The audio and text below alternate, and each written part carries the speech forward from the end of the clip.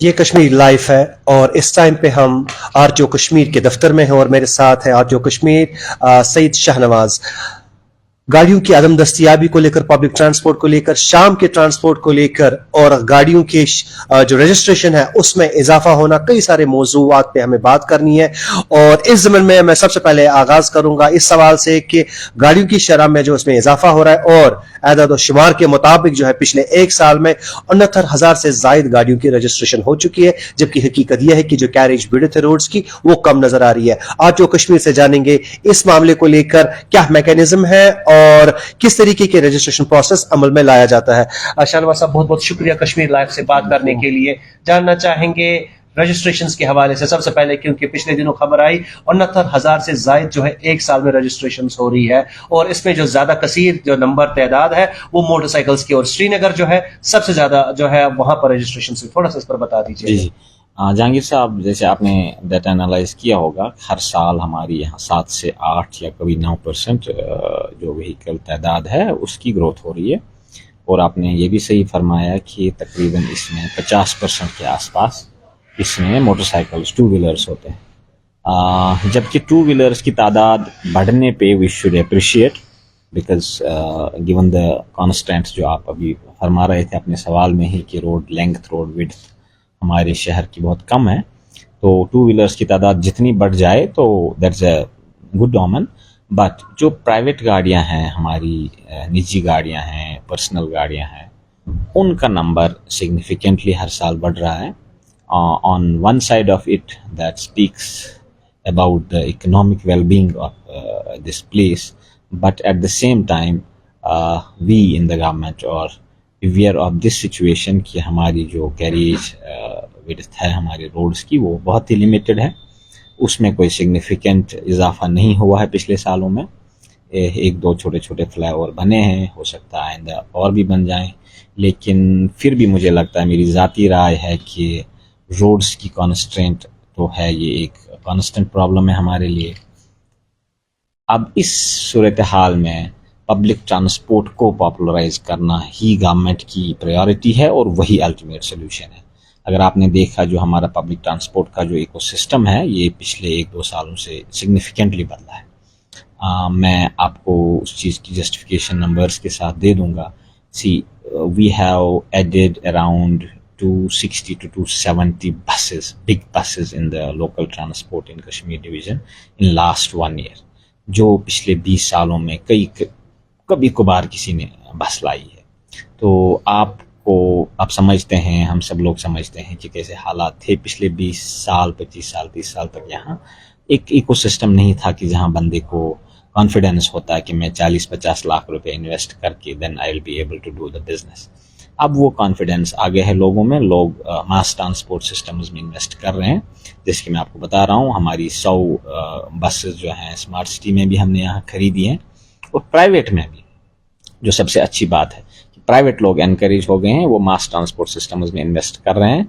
मुझे लगता है जैसे जैसे हमारा जो शहर का जो मास ट्रांसपोर्ट सिस्टम मॉडर्नाइज होता जाएगा, निजी गाड़ियों की तादाद और उसका एपेटाइट जो लोगों में है वो कम होता जाएगा। शाहनवाज साहब, मेरा यहाँ पर आपसे ये सवाल है, चूंकि आपने जिक्र किया कि मैसिव इन्वेस्टमेंट हो रही है, ट्रांसपोर्ट सामने जो है उसमें लोग आगे आ रहे हैं, मैं आपसे जानना चाहूंगा, पिछले साल आपने रैशनलाइजेशन ऑफ जो रूट्स यहाँ पर थी उनकी रैशनलाइजेशन कर दी, लेकिन गाड़ियों की अदम दस्तियाबी को लेकर लोग बड़े परेशान हैं, शिकायतें करते हैं, हमें भी इतलात मौसूल होती है, फोन कॉल्स आते हैं कि गाड़ियां अवेलेबल नहीं रहती है। अगर आपका ये कहना है कि गाड़ियां जो है पब्लिक ट्रांसपोर्ट में उसमें इजाफा हुआ है, नई नई बसेस आई हैं, तो लोग क्यों परेशान हैं? अब जहां पर गाड़ियां मिल रही हैं वहां पर तो लोगों को यहां पर तो लोगों को उस टाइम पे या तो प्राइवेट व्हीकल्स को या कैब्स को कॉल करनी पड़ती है या तो ओवरलोड में उनको गाड़ियों में चढ़ना पड़ता। क्या कहेंगे आप इस चीज को लेकर? देखिए जहांगीर साहब, मैं जिस कुर्सी पे बैठा हूँ, ये ट्रैफिक और ट्रांसपोर्ट के जितने भी मामलात हैं,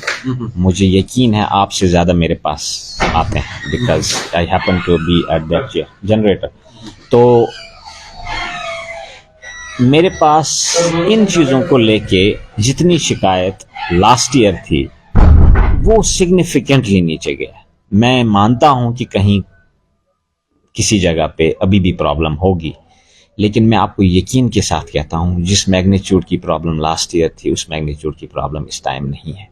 क्योंकि अगर आप सिर्फ स्मार्ट सिटी बसेस की बात करें, हमारी सिर्फ 100 बसेस हैं और ये 100 बसेस हमने इनकी रूट रैशनलाइजेशन इस तरह से की है कि कोशिश की है जितने भी मेजर रोड्स हैं सिटी को कनेक्ट करते हैं वहाँ पे कम ही सही लेकिन गाड़ी जाती है।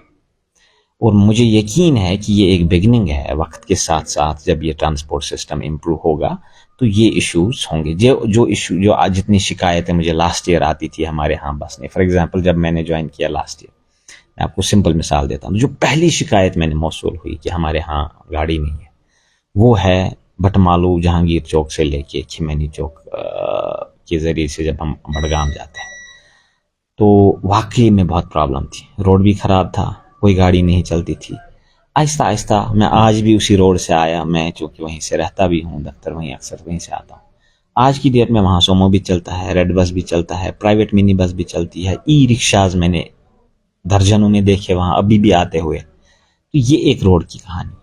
इसी तरह से बहुत सारे रोड्स थे। शालीमार निशात में एक शिकायत थी कि यहाँ बसेस नहीं जा रहे हैं। अब आप जा देखते हैं रेड बसेस जाती हैं, प्राइवेट बसेस जाती हैं। तो आहिस्ता आहिस्ता निज़ाम में चेंज हो रहा है। मैं मानता हूँ कि ये सब ओवरनाइट नहीं हो सकता है, एक साल में शायद नहीं हो सकता है, but we are moving in a positive direction as regards this transportation in the city.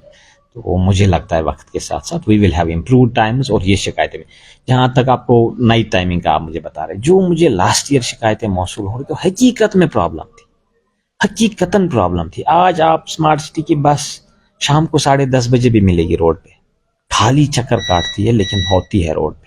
एक आस है बंदे को, भले ही मुझे आधा घंटा वेट करना है लेकिन गाड़ी आएगी, ये एक कॉन्फिडेंस है। उसके अलावा प्राइवेट ट्रांसपोर्ट में भी सिग्निफिकेंट फर्क हुआ है। मैं 3 दिन पहले की बात कर रहा हूं, मैं डलगेट में 10:30 बजे ट्रैफिक जैम में फंसा था, not only because of tourist. हमारे लोकल बंदे निकल रहे हैं। लाल चौक में वाइब्रेंसी अब शाम तक होती है, वो क्यों होती है? जब ट्रांसपोर्ट अवेलेबल है, आपके ई रिक्शा 10:30 बजे आपको जहांगीर चौक में इधर उधर घूमते मिलते हैं। तो एक सटल चेंज हो रही है, मुझे लगता है इसका हम जो शाहनवाज साहब, लेकिन मैं आपको रोकना चाहूंगा यहाँ पे। डलगेट में ट्रैफिक जैम मिलना शाम के 10:30 बजे या लाल चौक में वाइब्रेंसी होना शाम के 10 बजे, ये सिग्निफाई नहीं करता है, रिफ्लेक्ट नहीं करता है कि ट्रांसपोर्ट अवेलेबिलिटी पूरे कश्मीर में है, श्रीनगर में है। क्योंकि कई सारे ऐसे इलाके हैं जो आउटस्कर्ट्स की अगर हम बात करें श्रीनगर में, लोग तरसते हैं, राहगीर राह चलते वाली गाड़ियों को वो जो है सपोर्ट मांगते हैं कि वो नहीं सपोर्ट दिया, मोटरसाइकिल्स को मतलब बोल रहे हैं कि हमें वहां तक पिक करे। तो ऐसी सिचुएशंस है। मैं मानता हूं कुछ रोड्स पे कहीं कहीं गाँव में देहात में कमी है ट्रांसपोर्ट की। जिस चीज़ की मैं बात कर रहा हूं, मैं बता रहा हूं एक पॉजिटिव डायरेक्शन में हम चल रहे हैं। कमी क्यों है? आप देखेंगे अगर किसी रोड पे गाड़ी की कमी है तो गाड़ियां कम हैं, वो उस रूट पे जाती हैं जहां सवारी ज़्यादा है। This natural bloody demand and supply thing. जहां ज़्यादा सवारी है वहां वहीं दौड़ेगा। हमारी इंटरवेंशंस के बावजूद, हमारी रेगुलेशंस के बावजूद हम 24 पहाड़ रोड पे नहीं होते हैं। ड्राइवर अपनी खुदगर्जी से कोशिश करेगा उसी रोड पे जाए। एक तो उस लेवल पे हम काम कर रहे हैं कि हमारा जो रिट है, ट्रांसपोर्ट डिपार्टमेंट का जो रिट है या बाकी जो इंस्टीट्यूशंस हैं गवर्नमेंट के जिनका मैंडेट है ये सब देखना, लोकल एडमिनिस्ट्रेशन का, एक तो उस लेवल पे हम कोशिश कर रहे हैं कि जितने भी ये ट्रांसपोर्ट यूनियंस हैं उनको अकाउंटेबल बनाया जाए। दूसरी लेवल पे जहां उनकी भी लिमिटेशन है, गाड़ियां कम हैं, एक डिस्ट्रिक्ट में 400 बसेस की जरूरत है, 200 ही है। Naturally there has to have a problem, it will reflect in a problem. तो हमारी कोशिश ये है कि लोग इन्वेस्ट करें। उसके लिए हमने बसेस के लिए गवर्नमेंट में एक सब्सिडी स्कीम भी दी है कि अगर आप पुरानी गाड़ी स्क्रैप करना चाहते हैं, आप नई लाइए, मॉडर्नाइज लाइए। तो एक चेंज हो रही है ग्राउंड पे। रिस्पॉन्स तो नहीं आ रहा उस स्कीम का शाहनवाज साहब, काफी। आप यकीन मानिए, हाँ मैं उस पर बात करेंगे हम अलग से। मैं बता रहा हूँ गवर्नमेंट मेजर्स क्या है, बट एक चेंज हो रहा है गाँव में भी। मैं आपको तादाद बता दूं, मेरे पास फिगर आगे ही है अभी। ये कमर्शियल गाड़ियों की हम बात कर रहे हैं। हमने लास्ट ईयर 2023 और 24 में हमने स्टेज कैरिज परमिट 257 दिए हैं। ये मैं जो बसेस की बात कर रहा हूँ, तो मैं कॉन्ट्रैक्ट कैरिज परमिट 3972 दिए हैं, हाईएस्ट एवर। ये हो गए आपके वो टैक्सीज जो आपको आज की डेट में सोमो के शेप में मिलते हैं। हमने गुड्स कैरियज 1391 केसेस किए हैं। हमने स्कूल बसेस 404 ऐड की हैं। ये this is the highest ever in last decade. तो ये इट सिग्निफाइज, ये सब मास ट्रांसपोर्टेशन की बात है, इट सिग्निफाइज कि एक ग्राउंड पे एक चेंज हो रही है। It may take a couple of years, but मुझे यकीन है, मुझे इत्मीनान से हो कि एक पॉजिटिव डायरेक्शन में हम पूरे कश्मीर में जा रहे हैं। बेशक अभी बहुत जगह प्रॉब्लम्स होंगी, that may need dealing at a different level, थोड़ा हमने इनोवेटिव रहना है, बट सबसे इंपॉर्टेंट है बसेस कम है, मास ट्रांसपोर्ट के मीन्स कम। जब तक ना हम एडिक्वेट नंबर्स देंगे तब तक आपको मिलेगा कहीं ना कहीं शॉर्टेज, तब तक आपको मिलेगा कहीं ना कहीं ओवरलोडिंग। तो इसका सोल्यूशन ये है कि हमने प्रमोट करना है, लोगों को एनकरेज करना है, ट्रांसपोर्ट में इन्वेस्टमेंट करें, इससे हमारी एम्प्लॉयमेंट भी बढ़ जाएगी और लोगों को भी सहूलियत में। आप जैसे कह रहे हैं कि लोगों को एनकरेज करना है, मैं बात करना चाहूंगा मखसूसन प्रिसाइसली यहाँ पर मिनी बस ऑपरेटर्स, उनकी गाड़ियां जो है वो अब ऑलमोस्ट कंडम भी हो चुकी है। अब चूंकि आप बोल रहे हैं कि सरकार ने जो है स्कीम रखी है प्रोविजन, लेकिन वो स्कीम जो है उनकी सिफारिश नहीं करती, क्योंकि एक गाड़ी जो है अच्छी खासी कीमत में आती है और जो गवर्नमेंटल सपोर्ट है वो मिनिमल है, और उनके पास इतना पैसा नहीं है कि वो आगे इन्वेस्ट कर पाए, क्योंकि हर कोई जो है वो अफोर्ड नहीं कर पा रहा है, जिस तरीके से इन्फ्लेशन है ऑन द हायर साइड।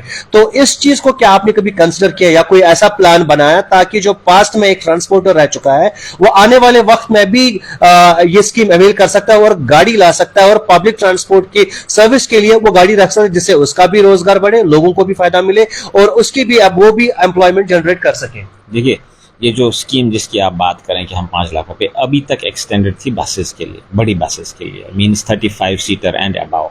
हमने गवर्नमेंट में सिफारिश डाली है कि ये स्कीम जो है ये मिनी बसेस तक भी एक्सटेंड की जाए।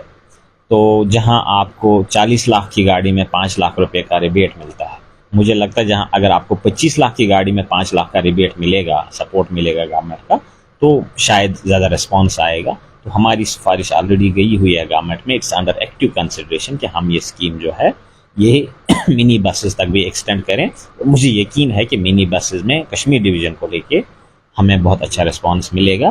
तो we are evolving as per the need of the situation. Shahnawaz साहब, आपसे जानना चाहूंगा, आउटस्कर्ट्स में हम अक्सर अब सोमो सर्विसेज देख रहे हैं, वो जाती है कई सारे इलाकों में लाल चौक से, लेकिन ट्रांसपोर्ट यार्ड्स नहीं है उनके पास। वो या तो बाईपास से कहीं पर घूमते हैं या रजिस्ट्रेशंस, तो आपने बोला आप उनको रजिस्ट्रेशन दे रहे हैं, परमिट्स दे रहे हैं, लेकिन उनकी फैसिलिटेशन को लेकर वो कहां पर जाएंगे? और क्या आने वाले वक्त में आप कंटेम्पलेट कर रहे हैं जहां पर मिनी बस सर्विसेज है वहां पर उन्हें छोड़ा जाए, और वहां से जो मिनी बसेस है उनका ये कहना है कि उनके रोजगार पे असर पड़ रहा है, तो आप इस चीजों को कैसे बैलेंस कर रहे हैं? देखिए जहांगीर साहब, मैं अगेन बताता हूँ, क्योंकि अब कुछ स्टेबिलिटी सी आ गई है हमारे यहाँ, हर बहुत सारे स्टेक होल्डर्स हैं एंड हर किसी के इंटरेस्ट दूसरे के साथ क्लैश करते हैं। जितने भी ट्रांसपोर्ट में प्लेयर्स हैं, वो चाहे ऑटो रिक्शा वाला हो, ई ऑटो वाला हो, सोमो वाला हो, मिनी बस वाला हो, बड़ी बस वाला हो, कहीं ना कहीं इनके आपस में बिजनेस क्लैश हो जाते हैं। तो ऐसे इश्यूज भी आपने शायद आपकी नज़र से भी गुजरे होंगे, हम डेली बेसिस पे होते हैं। एक ग्राउंड पे एक चर्निंग हो रही है कि एक सेगमेंट जो है ट्रांसपोर्ट का ये दूसरे सेगमेंट के साथ नाला, एक बताता है ये सोमो स्टैंड, ये स्टैंड मेरा है, दूसरा बताता है ये स्टैंड मेरा है। इस पूरे असर में not only in are UT, not only in our country, it is a global practice। आज की डेट में सोमो स्टैंड्स का रेलेवेंस जो है वो दिन ब दिन कम होता जा रहा है, हम थोड़ा पीछे हो सकते हैं उसमें।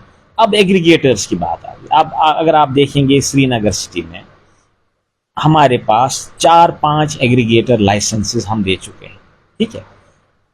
उसमें कुछ बड़े हाउसेस जो हैं हमारे ओला उबर भी श्रीनगर में आ चुके हैं, अभी ज़्यादा पॉपुलराइज नहीं हुए, हमारे लोकल ब्रांड्स उनसे ज़्यादा पॉपुलर हैं अभी, लेकिन अभी पिकअप कर रहे हैं।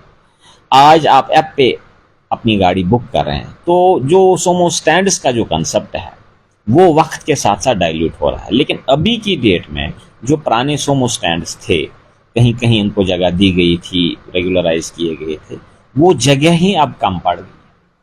अगर किसी जगह से 50 सोमो सफाइस करती थी आज से 15 साल पहले, आज पॉपुलेशन बहुत बढ़ गई है, लोगों की ग्लोबलाइजेशन को लेके लोगों की मूवमेंट बहुत बढ़ गई है। The requirements of the current times are entirely different what it used to be some 2 or 3 decades back. बच्चों की मूवमेंट इधर उधर हो रही है, यूनिवर्सिटीज़ में यूनिवर्सिटी एजुकेशन पॉपुलर, तो नेचुरली पैसेंजर ट्रैफिक जो है वो बहुत बढ़ गया है। उसमें कमेंसरेट जो है, अगेन मैं बात करूँगा, जो पब्लिक ट्रांसपोर्ट है वो नहीं बढ़ पाया, ये एक लेवल पे। दूसरा जो आप स्टैंड्स की बात कर रहे हैं, आप देख लीजिए श्रीनगर शहर में जहाँ जहाँ भी कहीं खाली पैच है, गवर्नमेंट की कोशिश रही है कि इनको जगह दे दे। आप देखेंगे बहुत सारे सुमो स्टैंड्स हमारे यहाँ, हाँ बेशक उसमें कुछ जो लीगलाइज्ड भी नहीं है इन इट्स ट्रू सेंस, ठीक है, but government has been accommodated कि चूंकि पब्लिक इंटरेस्ट से ज़्यादा कोई और बड़ी इंटरेस्ट हो नहीं सकती है। बेशक स्टैंड्स की ज़रूरत है। We have put up this agenda में रखा हमने नेक्स्ट आरटीए मीटिंग में श्रीनगर के लिए। हम एसडीए के साथ, श्रीनगर म्यूनसिपलिटी के साथ कोशिश कर रहे हैं आइडेंटिफाई करने की जहाँ जहाँ भी पॉसिबल जगह है, जहाँ हम ये ई रिक्शा वाले हैं या ऑटो वाले हैं उनको छोटे छोटे स्टैंड्स के लिए जगह दे दें। शाहनवाज साहब, बेरोजगारी जो है काफी उरूज पे है और पिछले कुछ वक्त में ये देखा जा रहा है काफी तालीम याफ्ता लोग जो है वो ट्रांसपोर्ट प्रोफेशन में भी आ रहे हैं, चाहे वो मिनी टैक्सीज ले रहे हैं या मिनी कैब्स ले रहे हैं, क्योंकि रोजगार के वसाइल काफी कम है। क्या ऐसे पढ़े लिखे नौजवानों के लिए आपके पास कोई स्पेशल स्कीम या कोई प्रोविजन है ताकि इनकी फैसिलिटेशन हो, ताकि अपना रोजगार, सरकारी नौकरियां तो मिल नहीं रही है, प्राइवेट इंफ्रास्ट्रक्चर तो है नहीं, अब वो इसी प्रोफेशन में जा रहे हैं, क्या कोई आपके पास ऐसी स्कीम या कोई ऐसी प्रोविजन है जहां पर ऐसे नौजवानों को फैसिलिटेट किया जाता है ताकि उन्हें एनकरेजमेंट मिले कि वो अपना रोजगार जो है एक बेहतर तरीके से जो है हासिल कर पाए? जहांगीर साहब, मैंने आपको फिगर दे दिया है कि हमने लास्ट ईयर 3,900 4,000 के आसपास जो हमने कॉन्ट्रैक्ट कैरेज परमिट दिए। ये हैं the kind of modern taxis, Innova Crysta, amaze, maximum गाड़ियाँ इसमें यही। 4,000 परमिट में से मैं आपको बता रहा हूँ तकरीबन 2200-2300 परमिट हैं हम सिर्फ श्रीनगर डिस्ट्रिक्ट से दिए, जो मैंने पर्सनली दिए हैं, बाकी ARTOs को जमा करके। I have invariably interviewed almost all these applicants, क्योंकि आते हैं मेरे पास, परमिट लेने आते हैं तो मेरे पास आते हैं। I make it A point कि मैं उनके साथ इंटरेक्ट करूँ। बहुत सारी जगह मुझे मास्टर्स करके बच्चे मिले, PhD एडमिशन में एक बंदा था, मैं PhD साथ में कर रहा हूँ लेकिन यहाँ से टैक्सी चला रहा हूँ। तो ये एक गुड ऑमन है, बिकॉज अल्टीमेटली आज की इतनी टफ दुनिया में, कंपटीशन वाली दुनिया में, it is struggle for existence, degrees are less relevant than this kind of skill that you have। तो ये खुश आइन बात है कि 4,000 फैमिलीज इसमें बहबूदी होगी उनकी। बहुत जगह पे टैक्सी आपने लाई, ड्राइवर मुझे रखा, तो कहीं it is more than 4,000 employment in its, उसमें कोई दोहराई नहीं है, ये 4,000 से ज्यादा एम्प्लॉयमेंट होगी। ऐसे बच्चों के लिए हमारे डिपार्टमेंट में नहीं है, लेकिन इंडस्ट्रीज डिपार्टमेंट के थ्रू एक सर्विसेज सेक्टर में भी वो इन्वेस्टमेंट कर सकते हैं जिसमें ट्रांसपोर्ट पड़ता है। उसकी कैप है कुछ 7.5 लाख के आसपास, 30 और 35% लड़कियों के केस में शायद 35% है, बॉयज़ के केस में 30% है। गवर्नमेंट ने ऐसी स्कीम्स रखी हैं, उसमें अवेयरनेस की ज़रूरत है, बच्चों को सामने आना चाहिए। पढ़े लिखे बच्चे भी, ट्रांसपोर्टेशन इज कोई मीनियल जॉब नहीं है, इट्स अ डिसेंट जॉब। हम we are at epitome of this Indian tourism map. तो यहाँ हाई एंड टूरिस्ट आ जाते हैं, अच्छी अपॉर्चुनिटीज़ हैं और अच्छा पैसा कमाते हैं। ये लोग मेरे पास अक्सर फीडबैक लेके आते हैं, बिकॉज इसमें से कुछ मेजर ट्रांसपोर्टर्स भी हैं जिन्होंने इन्वेस्टमेंट किया है। तो आई एम हैप्पी टू सी कि दे आर हैप्पी कि उन्होंने इन्वेस्टमेंट की, पैसा बन रहा है, काम मिल रहा है। तो ये बहुत ही अच्छी एक अपॉर्चुनिटी है। हमने इस शहर में पिछले साल में तकरीबन 2700 ई रिक्शा ऑटोज दिए, तो 2700 एम्प्लॉयमेंट्स क्रिएट हो गई। कल ही आपने स्टोरी मैंने भी सोशल मीडिया पे सुनी कि किसी एक बच्ची ने भी इसमें वेंचर किया है और वो ई रिक्शा चला रही थी। तो these are the positive stories. मुझे लगता है कि बच्चों को सामने आना चाहिए।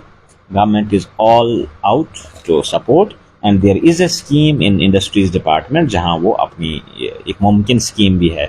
तो बहुत सारी स्कीम्स के तहत दे कैन टेक थोड़ा थोड़ा हेल्प गवर्नमेंट से ले। शाहनवाज साहब, मैं श्रीनगर की बात यहाँ पर करूंगा। श्रीनगर में अक्सर पिछले कुछ दिनों में हमने देखा ऑटो रिक्शा, जो यहाँ पर हमारे पैसेंजर ऑटो रिक्शाज हैं, उनके कुछ इश्यूज थे।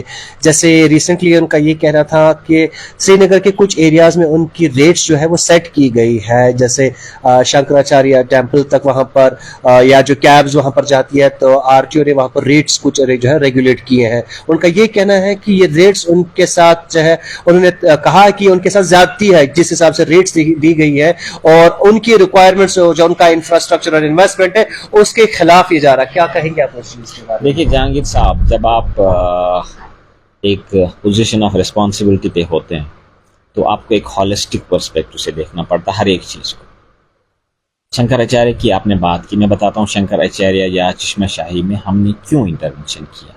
या ऐसे चल रहा था जैसे चल रहा था पहले, हमें एक स्टेज पे इंटरवेंशन करनी पड़ी। जो मैंने भी अक्सर देखा, हमारे सीनियर एडमिनिस्ट्रेटर्स ने देखा जो सिस्टम में है, शंकराचार्य में मैंने जब डाटा एनालाइज किया, दिन में ऊपर 2000 गाड़ियां जाती थी, 20,000 लोग ऑन एन एवरेज, जो मैंने औसत निकाला पिछले महीने का, और 4000 गाड़ियां ऊपर जाती थी।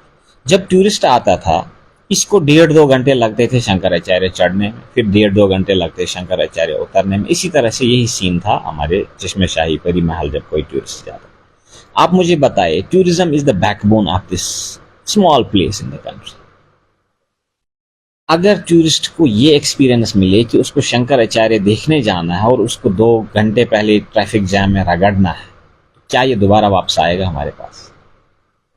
If he doesn't enjoy his trip here, he has no reason to come back. So हमने क्या सोचा, हमने डाटा एनालाइज किया। मैंने देखा मेजॉरिटी गाड़ियां जो हैं वो आपकी 7 सीटर 8 सीटर टैक्सीज ऊपर जा रही, ऑटो भी जा रहे थे, टेम्पो ट्रैवलर्स भी जाती हैं, बसेस भी छोटी छोटी ऊपर जाती हैं जब टूरिस्ट ने फुल बुकिंग की होगी। लेकिन इसमें मैंने देखा ये 2000 गाड़ियों में से तकरीबन 1500 गाड़ियां हैं वो जा रही हैं टैक्सीज ऊपर। तो हमने एक लॉजिकल असेसमेंट करके हमने ये सोचा, भले ही टूरिस्ट को थोड़ा डिबोर्ड करना पड़े उस छोटे रास्ते के लिए, हम उसके लिए बड़ी बस सर्विस रखेंगे ताकि हम ये नंबर्स डाउन करेंगे। 2000 से लेके, फिर जब मैं 15 दिन 20 दिन बाद वहां असेसमेंट करने गया, मैंने 2000 से लेके नंबर एक दिन में गया 472 था, 460 था, less than 500 in any case. तो आपको जहां 2000 गाड़ियां ऊपर जा रही थी, आज की डेट में आपको 400-500 गाड़ियां ऊपर जा रही हैं और रोड पे कहीं जैम नहीं। टूरिस्ट आता है, भले उसको थोड़ी सी इनकन्वीनियंस होती है, उसको नीचे गाड़ी बदलनी है, टैक्सी साइड में रखनी है, बड़ी बस में चढ़ना है, जिसके लिए हमने 50 रुपये ऊपर फेयर मीटर आवन जावन के लिए मुकर्रर किया हुआ है। तो टूरिस्ट को एक अच्छी एक्सपीरियंस मिलती है। इन हमारे जो ट्रांसपोर्टर्स हैं, इनको भी समझना चाहिए इसका अल्टीमेट बेनिफिट जो है ये इन्हीं को जाए, ये कोई खाता नहीं। ठीक है, अब ऑटो वालों का वहां मामला था जी, हमारी 125 रुपए की रेट जितनी बनती है, मैं तो कोई अथॉरिटी नहीं हूं कि रेट को ओवरराइड करे। जो सरकार ने रेट मुकर्रर की है उससे 10 रुपए हमने ज्यादा ही रखा, उससे कम नहीं रखा। शाहनवाज साहब, चूंकि एक चीज में यहाँ पर, इससे पहले मैं और एक सवाल पे आ जाऊं, बियॉन्ड टूरिज्म हॉर्टिकल्चर जो है एक प्राइमरी कंट्रीब्यूटर है कश्मीर की जीडीपी को लेकर। तो मैं आपको ये भी बता दूं, अभी रिसेंटली आपका एक ऑर्डर निकला था installation fare meters auto rickshaws में। ऑटो रिक्शा स्टेक होल्डर से हमने बात की, उनका ये कहना था कि उनको तो कोई दिक्कत नहीं इस चीज से, लेकिन जिस हिसाब से एमलगेमेशन हुआ है, शामिल हुए हैं ई रिक्शास, उनके रूट्स जो है एनक्रोच हुए हैं, और जो पॉलिसी थी ई रिक्शास को लेकर वो जो थी इंटरनल एलएएस के लिए थी और मेजर रूट्स के लिए नहीं थी। तो एक टसल है, आप इस टसल को कैसे देखते हैं और क्या आपको लगता है इसका कोई सोल्यूशन है? देखिए, कागजों में एकेडमिकली स्पीकिंग ई रिक्शाज के अलग रूट्स हैं, मिनी बसेस के रूट्स अलग हैं। मिनी बस ऑब्वियसली बड़े रूट पे चलेगी, ई रिक्शाज के रूट हैं वो छोटे छोटे आर्टिलरी रूट्स के लिए, मतलब उनकी मुनासिबत भी है और उनका मैंडेट भी वही बनता है। ई रिक्शाज को कोई परमिट की जरूरत नहीं, परमिट में जनरली हम रूट कंडीशन लिखते हैं। तो ये जब प्रॉब्लम आ गई कि ई रिक्शा को चूंकि परमिट नहीं देना है, उनका कोई इवन टैक्स भी नहीं देना है, रोड टैक्स भी इनका नहीं देना है, because this is overall policy across the country that electric mobility को प्रमोट करना। तो हमने आरटीए में एक डिसीजन लिया, हमने तकरीबन 1-2 बार आरटीए मीटिंग्स में हमने 78 रूट मुकर्रर किए, जिसमें तकरीबन श्रीनगर का हर एक रूट कवर होता है। जैसे हमारे पास आता है हम नोटिफाई करते जा रहे हैं जहां हमें लगता है। अब दिक्कत ये है कि ये ई रिक्शास की जो इन्वेस्टमेंट है, this is not equitably distributed residence wise. ये किसी एक खास रेजिडेंस के रहने वाले, इलाके के रहने वाले। अब जब इस इलाके के रहने वाले हैं, डाउनटाउन का कोई रहने वाला है, इसको हम बताते हैं नहीं जी आपको रामबाग के अंदर सर्विस देनी है महजूर नगर ब्रिज से, तो इट्स नेचुरल कि इसको मेन रूट लेना है, रामबाग तक पहुंचते पहुंचते सुबह या शाम को आते आते वापस उसको रामबाग से तभी सर्विस दे पाएगा अंदर जवार में। ठीक है, इसलिए मेरी जाती गुजारिश है हर एक इलाके के बच्चों से, पढ़े लिखे हैं, कम पढ़े लिखे हैं, ज़्यादा पढ़े लिखे हैं, ये एक बहुत ही अच्छा अपॉर्चुनिटी है इन्वेस्टमेंट का। अगर हमें लोकेलिटी में ही ऑटो मिलें जो अपनी लोकेलिटी में चलेंगे तो ये इश्यूज़ नहीं होंगे।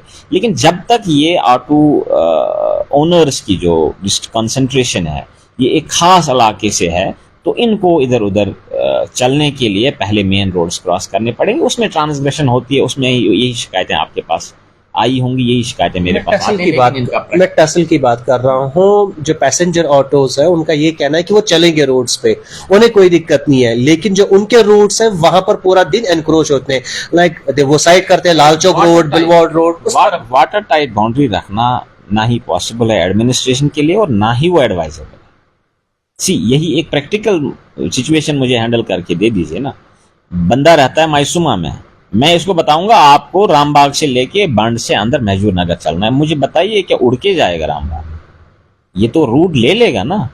ऐसे ही हैदरपुरा पे हमने ऑटो चलाना, जो आज तक मैं इसी चैलेंज की वजह से नहीं चला पाया, क्योंकि एयरपोर्ट रोड बीच में आता है। अब मैं रामबाग में जो फॉर एग्जांपल कोई ऑटो वाला रहता है, मैं इसको बताता हूँ आपको अंदर शाह अनवर कॉलोनी में चलना है, इसको नेशनल हाईवे क्रॉस करना है, इसको main road airport road cross करना है। तो ये जो प्रैक्टिकल डिफिकल्टीज हैं ग्राउंड पे, ये पब्लिक को भी समझनी चाहिए, ऑटो वालों को भी समझना चाहिए, ट्रांसपोर्टर्स को भी समझना चाहिए, और आपकी जहन में भी होनी चाहिए ये बात कि कुछ चीज़ें एक लिमिट के बियॉन्ड पॉसिबल नहीं होती हैं। They take their own course. बेशक हमारी कोशिश है, ट्रैफिक पुलिस की कोशिश है, मैंने एसएसपी श्रीनगर को भी गुजारिश की है, मैंने एसएसपी ट्रैफिक को भी गुजारिश की है कि जहां तक भी पॉसिबल है ई रिक्शा वालों को अपने ही रूट्स पे काम करने की इजाज़त दे दें, और बाकी जो रूट्स हैं मिनी बसेस वाले वहाँ काम करें, ऑटो वाले काम करें। तो लेकिन वाटर टाइट बाउंड्री रखना इट्स इम्प्रैक्टिकल। मेरा आपसे अब यहाँ पर ये सवाल रहेगा, आपने कहा है कि 31 जुलाई तक आपने टाइम दिया है फॉर फेयर मीटर्स के लिए। फेलिंग दैट आपने कहा कि फिटनेस जो है उनकी कैंसिलेशन होगी, तो इस चीज को लेकर क्या इसमें मजीद एक्सटेंशन दिया जाएगा कि या आपका डिपार्टमेंट काफी स्ट्रिक्ट रहेगा कि फेयर मीटर इंस्टॉलेशन होनी ही चाहिए? अगर मैंने 20 दिन का मौका दिया है वो इन ए वे उसकी कोई लीगल बैकिंग है नहीं, बिकॉज एवरी ऑटो वाला is supposed to have a fare meter at every point in time. जैसे ऑटो ड्राइवर हमारे पास आता है फिटनेस के लिए, फिटनेस की एक सबसे important condition for these autos है कि he should have certified fare meter installed in the auto. जब भी ये 6 महीने के बाद इनको फिटनेस करनी होती है हमारे पास जितने भी ऑटो दिन में आते हैं ऑन एन एवरेज 10-15 तो आते हैं, हर एक के पास फेयर मीटर लगा हुआ। होता क्या है, जैसे ये हमारे अहाते से बाहर गया, we call that as board of inspection, जहां की फिटनेस होती है, ये मीटर या तो बंद करता है या उतार ही देता है। ये इससे तो बात नहीं बनेगी। अब हमारी रीच तो इतनी डीप है नहीं कि हम 24 घंटे इन पे पहर रखें, ये पॉसिबल नहीं है। Not even for the traffic police के लिए भी ये पॉसिबल नहीं है कि हर एक ऑटो वाले में एक ट्रैफिक इंस्पेक्टर बैठेगा, उसको वॉच करेगा, मीटर चलाता है।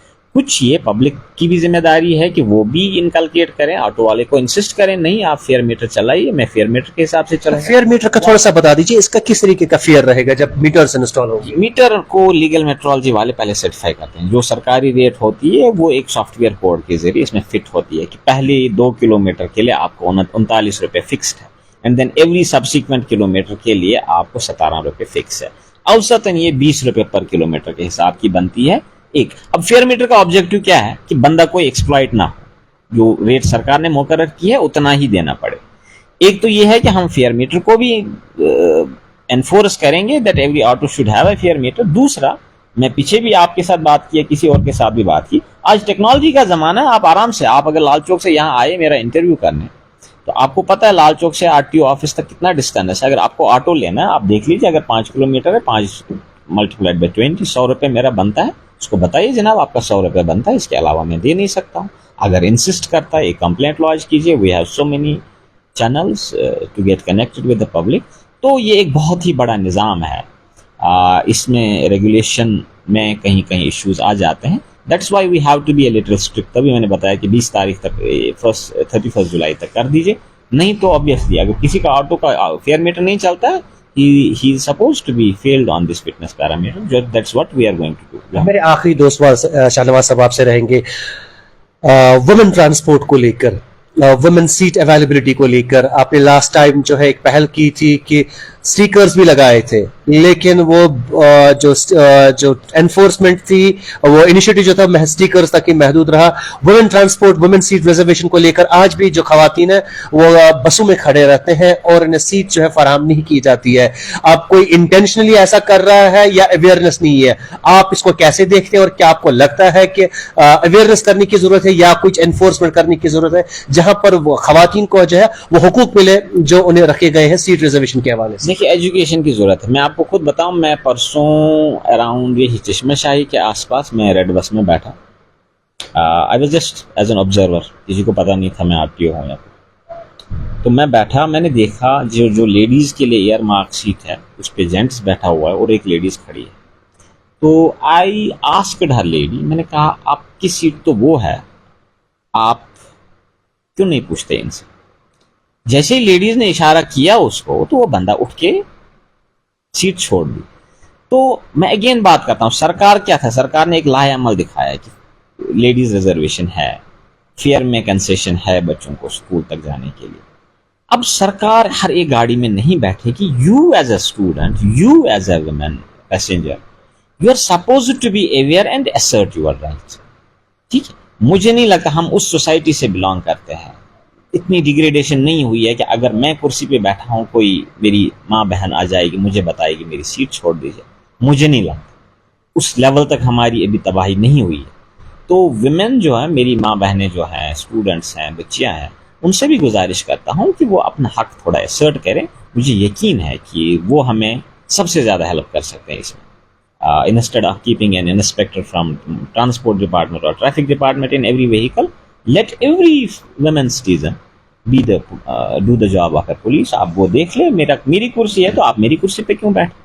4 chairs are reserved for me, हमारे लिए 4 छोड़ दीजिए। हाँ, कभी होता है लेडीज गाड़ी में नहीं है तो कोई बैठ सकता है, लेकिन मुझे यकीन है कि जैसे आप किसी सेंसिबल बंदे को इशारा करेंगे ये मेरी सीट है, वो आपको सीट छोड़ देगा। मेरा आखिर में ये सवाल रहेगा कि लाइसेंस को लेकर लोग काफी ज्यादा परेशान है कि लाइसेंस इश्यूएंस में काफी ज्यादा टाइम लग रहा है, प्रिंटिंग में टाइम लग रहा है। क्या मामला है लाइसेंस को लेकर, क्यों इतनी पेंडेंसी हो रही है, लोग क्यों इतने परेशान है? किसने कहा आपको लोग परेशान है? कुछ लोग खामखा परेशान है कि मेरे पास कार्ड लाइसेंस है। ठीक है, ये कुछ लोग जो समझते हैं कानून को, वो परेशान नहीं है। आज मैं आपको वसूख के साथ कहता हूं, हम अभी जाएंगे यहाँ से। मेरा driving trial is just 1 kilometre away जहाँ मेरी ट्रायल हो रही है। अभी 8:30 बजे से वो सुबह शुरू करते हैं, 11 साढ़े 11 तक, क्योंकि आज बहुत गर्मी है तो 11:30 बजे तक हमारी ट्रायल खत्म होती है। बाई 4 इन द इवनिंग हमारा सब रिजल्ट अपडेट हुआ होता है और बंदे को मैसेज आती है आप पास हुए या फेल हुए। ठीक है, ये कोई मैं आपको इल्यूजन नहीं दिखा रहा हूं। We can go and we can check it. जिस दिन ट्रायल होती है उसी दिन आपका रिजल्ट अपडेट होता है। कभी कभार ऐसा हो सकता है इमरजेंसी, मेरे इंस्पेक्टर को कोई और एग्जिजेंसी का काम पड़ गया, ये दूसरे दिन 24 घंटे के अंदर अंदर, नॉट बियॉन्ड 24 आवर्स, आपका रिजल्ट अपडेट। जैसे आपको एसएमएस आ गया, आप डिजी लॉकर में जाइए, अपना आधार नंबर ले लीजिए, आपके लाइसेंस वहां है। DigiLocker is a valid license. हाँ, एक कमी मैं एडमिट करना चाहूंगा कि जो प्रिंटिंग हमारे आरटीओ में नहीं हुई थी पिछले 1-2 साल से, क्योंकि वो एक्यूमुलेट बहुत हो गया था। 2 लाख से ज्यादा लाइसेंसेस निकली हमें अल्टीमेट जो पेंडिंग थी। तो वो प्रिंटिंग कुछ टेक्निकल वजूहात की वजह से, अब सरकार में ये कोई घर का खाता नहीं है मेरा, मैं जाके मर्जी से मैंने अपना कार्ड लाया, उधर से प्रिंटर लाया, इधर से प्रिंटर। इसमें एक मैकेनिज्म होता है सरकारी सिस्टम्स में एक चेक्स एंड बैलेंसेस सिस्टम है। समहाउ किसी वजह से वो टेंडर थ्रू नहीं हो पाया, आया नहीं एलिजिबल कैंडिडेट बिडर जिसने वो लेना था, तो नहीं हो पाया। फिर सरकार जब ये नहीं थ्रू हो पाया, सरकार ने एक डिसीजन लिया है कि हम हमारी सीएससी एक एजेंसी है, कमर्शियल विंग आईटी डिपार्टमेंट, हमने उनको दे दिया आउटसोर्स करके कि आप हमारा बैकलॉग जो है ये सब प्रिंट कीजिए। तो again I admit the fault in the system which is beyond anybody's control. जब हम डाउनलोड करने लगे उधर से डाटा, किसी स्नैग की वजह से कुछ डाटा में डुप्लीकेसी हो गई, कुछ डाटा मिस हो गया। ठीक है, ये सॉफ्टवेयर कैसे बिहेव करता है मैं उसका एक्सपर्ट नहीं हूं, बट इट सो हैपन। नतीजा क्या हुआ कि कुछ लोगों को 2-2 लाइसेंसेस आ गई, किसी को बदकिस्मती से एक भी अभी नहीं आई। बट मैं आपको यकीन दिलाता हूं कि इस पे पूरे डिपार्टमेंट का फोकस है। चीफ सेक्रेटरी साहब डेली इसको मॉनिटर कर रहे हैं खुद से अपनी लेवल से, बिकॉज चीफ सेक्रेटरी साहब तक भी ये मसला उठा था। ये जहां मैं ये आपको यकीन दिलाऊं कि इस पे इम्प्रूवमेंट हो रही है, वहां मैं पब्लिक से अपील करना चाहूंगा आपके जरिए से, the moment you get registered on the DigiLocker, ठीक है, आपके पास बेसिक आज की डेट में you only need to have a licence number. ये पुराना जमाना नहीं है कि मेरे पास लाइसेंस होनी चाहिए थी फिर मैं दिखाता अपने पुलिस कांस्टेबल को। आज के डेट में तुम उसको बताओ मेरा लाइसेंस नंबर है JK010066 what ever it is, आप चेक कर लीजिए अपने मोबाइल पे, है मेरे नाम का नहीं है, ये मेरी आइडेंटिटी होगी, it is enough.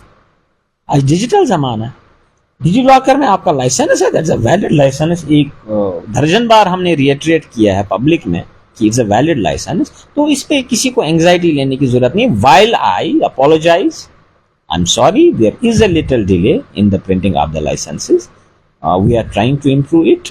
Everybody is after it, from our chief secretary to our secretary to transport commissioner. All our efforts are in that direction. I'm sure we will not fail on this front in future.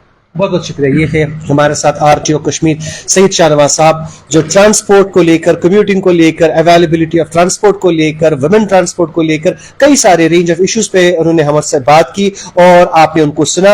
अब इंशाल्लाह ये उनका ये कहना है कि जो printing of licence है उसको आने वाले वक्त में लेकर जो उसमें बेहतरी होगी और इसमें जो है आने वाले वक्त में जितनी भी सारी पेंडिंग लाइसेंस उनको भी इजरा किया जाएगा। मजीद मालूमात और अपडेट्स के लिए आप देखते रहिए कश्मीर लाइव।